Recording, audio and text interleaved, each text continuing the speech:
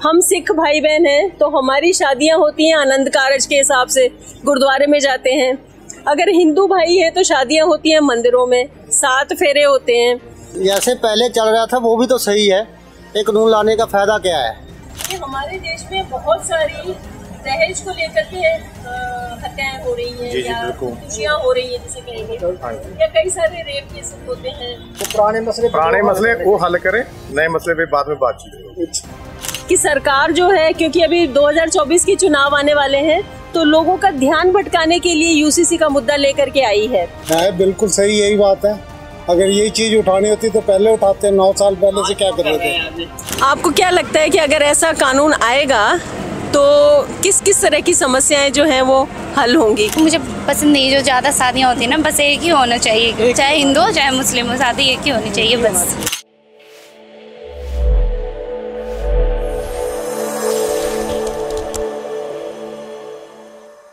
नमस्कार, मैं podcast with public में इंपीरियल होटल के टैक्सी स्टैंड पे हूँ। यहाँ पे मेरे साथ काफ़ी ड्राइवर भाई लोग हैं, हिंदू भी हैं, सिख भी हैं। मैंने सबसे पूछा कि क्या आपको यूसीसी के बारे में पता है? तकरीबन सबका जवाब ना ही था, किसी को भी यूसीसी के बारे में नहीं पता है। तो मैं चाहूँगी सबसे पहले मैं आपको ये बता दूँ कि यूसीसी होता क्या है। जैसे हम सिख भाई बहन हैं तो हमारी शादियां होती हैं आनंद कारज के हिसाब से, गुरुद्वारे में जाते हैं। अगर हिंदू भाई है तो शादियां होती हैं मंदिरों में, 7 फेरे होते हैं। और हम सबके जो डाइवोर्स के और जो तलाक के और जो बच्चों के मसले होते हैं, या जो बच्चों को गोद लेने के मसले होते हैं, या वारिसदारी के मसले होते हैं जिसमें प्रॉपर्टी मिलती है, वो सब अलग अलग होते हैं। हर कोई अपने अपने कानून के हिसाब से चलता है। जैसे मुसलमानों के तो बिल्कुल ही अलग हैं। तो ये जो अलग अलग मसले हैं उन सबको हटा करके जो हमारी देश की आज मोदी सरकार है वो एक ही कानून लाने जा रही है, और उस कानून में ये रखा जाएगा कि सबके लिए तलाक का मसला तो सबके लिए कानून एक, अगर सबके लिए मेंटेनेंस का मसला है सबके लिए कानून एक, अगर बच्चों को गोद लेने का मसला है तो भी सबका कानून एक रहेगा। तो ये जो अलग अलग कानून चलते थे ना, उनको सबको खत्म करके और यूसीसी लाया जा रहा है। तो मुझे आप लोग बताएं कि क्या ये सरकार का एक अच्छा कदम है, ऐसा आना चाहिए या नहीं आना चाहिए? वीर जी, आपका नाम क्या है? मंजीत सिंह जी, आप क्या कहेंगे? मैं क्या कहूँगा, ये मेरा भारत मसला कोई ऐसा नहीं है, कोई मैं नहीं कुछ भी कह सकता इसके बारे में। यह कि सबके बारे में सबको, हमें इसकी नॉलेज ही नहीं है, हम क्या कहेंगे, है नहीं पता। नॉलेज इसलिए नहीं है क्योंकि सरकार को एक्चुअली लाना चाहिए था ड्राफ्ट। अगर सरकार पब्लिक ओपिनियन मांगती है तो वो एक ड्राफ्ट देती है और कहती है कि अब आप अपना ओपिनियन दीजिए, लेकिन वो ड्राफ्ट आया नहीं है और पब्लिक ओपिनियन सरकार ने मांगना शुरू किया। इसलिए हम आपसे मिलने आए हैं। आपका नाम क्या है भाई साहब? परमजीत जी। अभी जो हमने पूरी बात करी आपने सुनी होगी, आप क्या कहेंगे? ये लीजिए, माइक लीजिए। मेरी बात ऐसा है कि जैसे पहले चल रहा था वो भी तो सही है, एक कानून लाने का फायदा क्या है? अगर कोई फायदा है तब तो किया जाए, वैसे तो कोई फायदा दिख नहीं रहा। जैसे पहले चल रहा था वैसे ही चलना चाहिए। अगर करना था तो पहले सबकी राय भी तो लेनी चाहिए ना। जब जो ओपिनियन वगैरह सभी कुछ लेते फिर करते तो फिर तो अच्छा होता। सब कास्ट वालों की, सब जाति वालों का ओपिनियन तो लेना चाहिए ना एक दफा। आप ये कह रहे हैं कि सरकार ने हमें बताया नहीं कि क्या करने जा रही है? हाँ जी, बिल्कुल बताया है। हाँ जी, हाँ, मैं क्या पब्लिक को किसी को पहले बताया नहीं ना कि इसका ये फायदा है, ये नुकसान है। या तो इसका फायदा भी कुछ बताए ना, अब इसका क्या फायदा है, फिर तभी पब्लिक तो तभी उनके साथ होगी ना। जी, आपका क्या नाम है? जसविंदर सिंह। जसविंदर सिंह, आप क्या कहेंगे इसके बारे में? मैं कुछ नहीं कहना चाहूँगा। नहीं जी, मैं बिल्कुल उन्होंने सहमति के नाल जो उन्होंने बोलिया है, बिल्कुल सही बोलिया उन्होंने। एक और मेरा सवाल है। हाँ जी, ये तो जो चर्चा हुई आपने सुनी, सवाल ये है कि हमारे देश में बहुत सारी दहेज को लेकर के हत्याएं हो रही हैं या खुशियां हो रही हैं जिसे कहेंगे, या कई सारे रेप केसेस होते हैं। महिलाओं की और भी बथेरी समस्याएं हैं। हाँ जी, डोमेस्टिक वायलेंस के केसेस आते हैं। मैं पेशे से वकील भी हूँ। हाँ जी, हाँ जी, ठीक। तो इस तरह के केसेस भी हमें देखने को फोटो में मिलते हैं। हाँ जी। तो एक ऐसा ओपिनियन भी हमारे पास आया था जिसमें किसी ने ये बात रखी कि सरकार इन मसलों पे काम नहीं कर रही है, सरकार एक नया मसला लेके आ रही है कि हम देश का एक ही कानून बनाएंगे। तो आपको क्या लगता है कि सरकार को वहाँ ध्यान देना चाहिए या यहाँ ध्यान देना चाहिए? वहाँ पर ध्यान देना चाहिए। बिल्कुल जी, ये तो जो आपने बोला बिल्कुल उन पे ध्यान देना चाहिए। नए मसले पे हम बिल्कुल सहमत नहीं है। जो आपने बोला है उस पे ध्यान देना चाहिए। पुराने मसले वो हल करें, नए मसले पे बाद में बातचीत करें। 40 दिन बैठे हुए थे, क्या किया था हमने? आप बोलिए मंजीत जी। ये है मैडम जी कि जैसे ये दाज वगैरह का चक्कर पड़ता है, लड़कियों को मारा जाता है, कई कुछ होता है, सरकार को इसके ऊपर कार्रवाई करनी चाहिए। पहले ये चीजें जो है ना खत्म होनी चाहिए, उसके बाद जो नया कानून बनाना है उसका फायदा पब्लिक को बताना चाहिए। ये है भाई साहब, आप भी कुछ बोलना चाह रहे थे, मैं आपके लिए एक नया मुद्दा दे रही हूँ। मुद्दा ये है कि कुछ लोगों का कहना है, कुछ ऑपोजिशन पार्टीज का ये कहना है कि सरकार जो है, क्योंकि अभी 2024 के चुनाव आने वाले हैं, तो लोगों का ध्यान भटकाने के लिए यूसीसी का मुद्दा लेकर के आई है। आपको क्या लगता है? बिल्कुल सही, यही बात है। अगर यही चीज उठानी होती तो पहले उठाते। 9 साल पहले से क्या कर रहे थे? पहले ये चीजें करनी है। अब तो बहुत कुछ अनाउंसमेंट होगा, ये बनेगा, फलाना बनेगा। 40 दिन से ये बैठे हुए थे ना, ये बेटी बचाओ बेटी पढ़ाओ, क्या सोचेंगे बच्चों के लिए? लड़कियों की बात कर रहे हैं। मैं पहलवानी हर लड़की के लिए बात कर रहा हूँ। मैं बेटी बचाओ बेटी पढ़ाओ, क्या मतलब है इसका? उस पर अमल ही नहीं है कुछ भी। 40 दिन से उस आदमी का कोई वो नहीं हुई, ना उससे कोई पूछताछ हुई, ना कुछ, और ना बंदे के साथ कुछ है, और चार्जशीट दाखिल हो गई।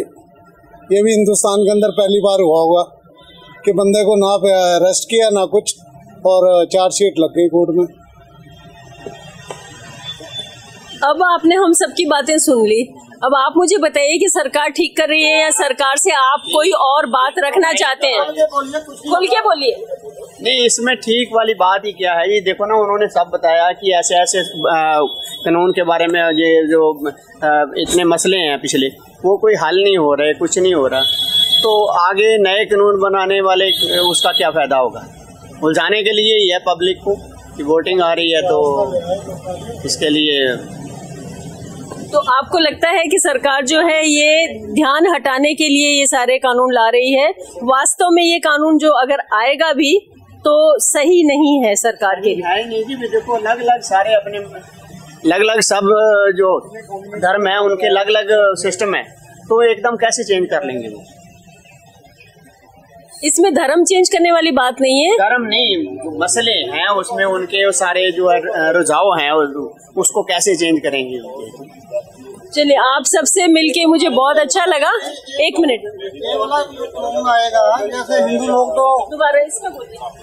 ये साथ फिर यूसीसी कानून आएगा, इसमें जैसे हिंदू भाई है या कोई और कास्ट है, उनका जो शादी करने का तरीका बिल्कुल डिफरेंट है। इसमें क्या सभी का एक ही होगा या इसमें डिफरेंट ही होगा? ये भी तो बताना चाहिए ना पब्लिक को। हालांकि सरकार की तरफ से कोई आधिकारिक बयान इस पे नहीं आया है, लेकिन मुझे नहीं लगता कि शादी करने का तरीका भी सबका एक हो जाएगा, क्योंकि कोई करेगा ही नहीं, कोई मानेगा ही नहीं। जैसे मैं खुद सिख हूँ तो मेरी शादी गुरुद्वारे में हुई है, और अगर कोई मुस्लिम होती तो उसकी शादी निकाह के तरीके से ही होती। हम मानते ना वो मानते, तो वो नहीं आएगा। आप सबसे मिलके बहुत अच्छा लगा। आप सबके सहयोग के लिए थैंक यू वेरी मच। आपकी कोई मांग है स्पेशली तो बताइए सरकार से। नहीं, हमारी कोई नहीं है, उन्होंने मांग किया। Thank you so much. Podcast with public में अभी हम आए हैं पालिका बाजार कनाट प्लेस। यहाँ पे हम मिलेंगे शिवानी जी से, शिवानी सिंह और ज्योतिष कुमार से। बिटिया का नाम क्या है? गौरी। तो ये बहुत ही एक चुलबुली लड़की है, हमारे सारे सवालों का जवाब देगी, राइट? शिवानी जी, एक नया कानून आ रहा है, उसका नाम है यूनिफॉर्म सिविल कोड, यूसीसी। अगर इस कानून को अगर हम थोड़ा सा स्टडी करके देखें तो इसमें ये पता चलता है कि इसमें जो हमारे देश में शादियां होती हैं, बच्चों की जो डाइवोर्स होता है, मेंटेनेंस होता है, और जो बच्चों का एडॉप्शन वगैरह का मामला होता है, या पेरेंटल प्रॉपर्टी का इनहेरिटेंस होता है, इन सभी कानून को हम एक पर्सनल लॉज के नाम से जानते हैं। तो ये जो पर्सनल लॉज हैं हमारे देश में अलग अलग है, हिंदुओं के अलग है, मुसलमान के अलग हैं, और इसी तरीके से क्रिश्चियंस और सिख वगैरह की भी अलग अलग हैं। तो सरकार जो है इन सभी कानूनों को एक करके और एक यूनिफॉर्म सिविल कोड लाना चाह रही है। आपने कभी इसके बारे में सुना है? अभी आपसे सुना मैम, रिसेंटली में। आपने कभी सुना है? नहीं मैम, मैंने आपसे सुना बस। आपको जब मैंने बताया कि ऐसा ऐसा एक कानून आ रहा है तो आपको सुन करके कैसा लगा?